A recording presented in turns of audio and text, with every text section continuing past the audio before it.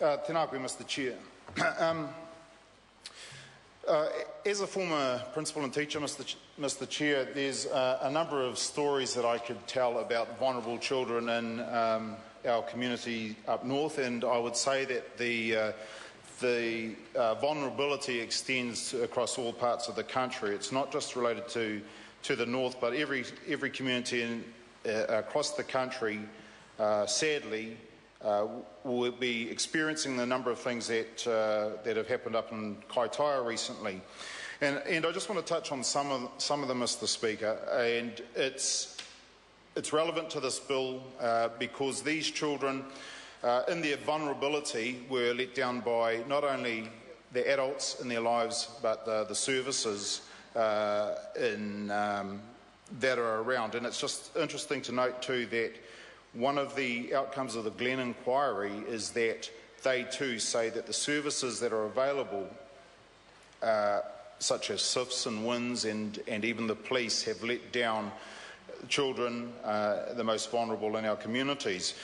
The Pamapuria case of James Parker is a case in point, Mr. Chair, where the children who initially complained about the problems that they were having or the abuse that they'd suffered from James Parker were not believed, and in fact there was a very shallow sort of investigation that went around the school there, and there's a shallow investigation from the school. No, from the school. The school didn't. Yeah, well, I am. The school did not do a very good investigation, and in fact the principal, in my opinion, was let down those children because he didn't, when he was given a warning by the police that strange things were occurring, the principal should have gone he should have gone to the teacher and said to him, "These are the accusations against you." He should have put it in writing, his concerns to that teacher. He should have then had regular meetings to follow up what was going on, to make sure that the conditions that he imposed on that teacher were being followed, and none of that happened. And so, Mr. Chair, those children were let down because when a problem was raised by the police with the principal, he didn't follow through with processes there. Those children who had made that initial complaint, I am told, were then made to go and stand in front of the class and apologise to the teacher for making the complaints.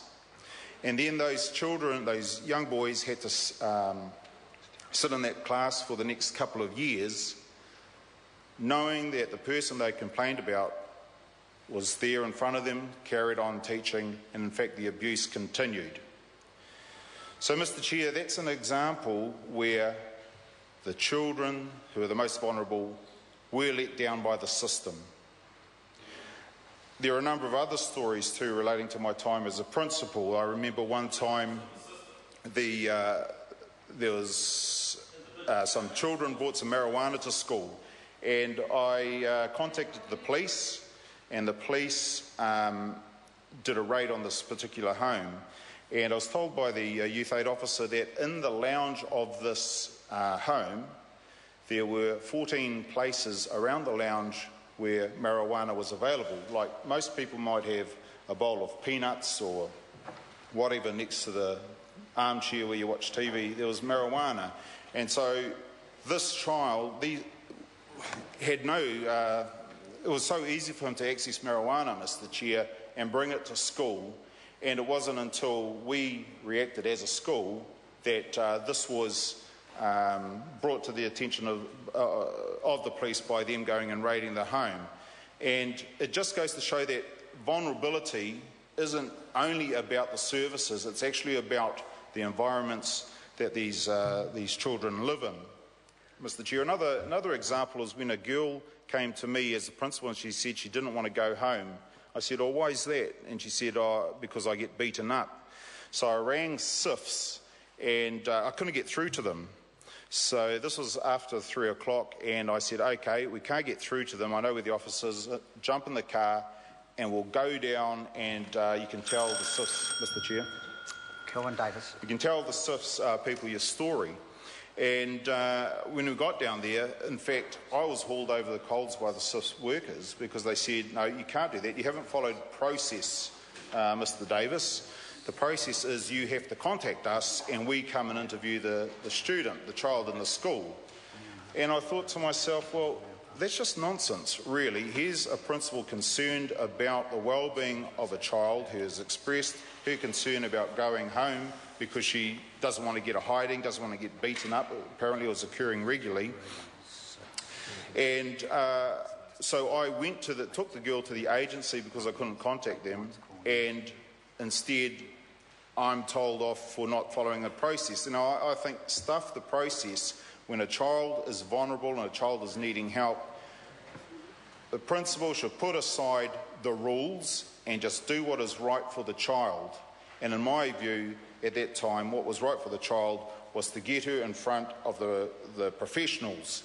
And not what it meant is that there's a lack of cooperation amongst the agencies who are working with children, and in that case we weren't aware of what the process was for SIFs, and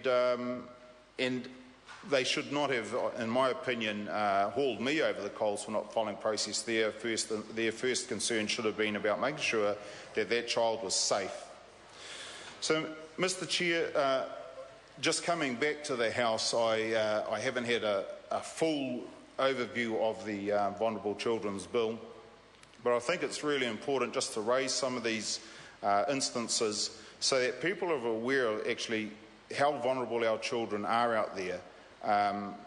The few anecdotes that I've given this evening are just scratching the surface of the vulnerability of the children of New Zealand. I think that we really need to take stock of the Glen inquiry.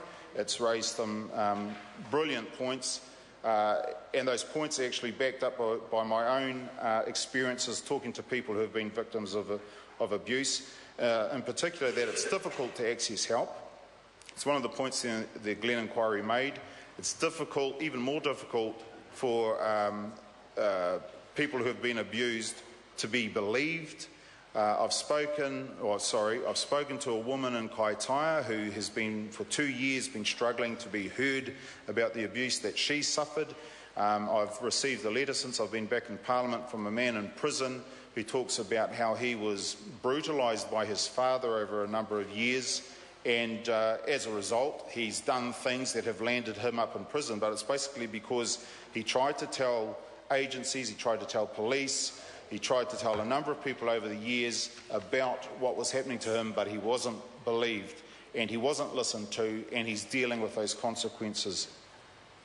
So, Mr Chair, I think that just to round up, there's a lot of work that can be done to support people and support our vulnerable children, agencies cooperating, listening to people, believing people when they say the impacts and the abuse that they've suffered, and I think that we should not ignore it and can just.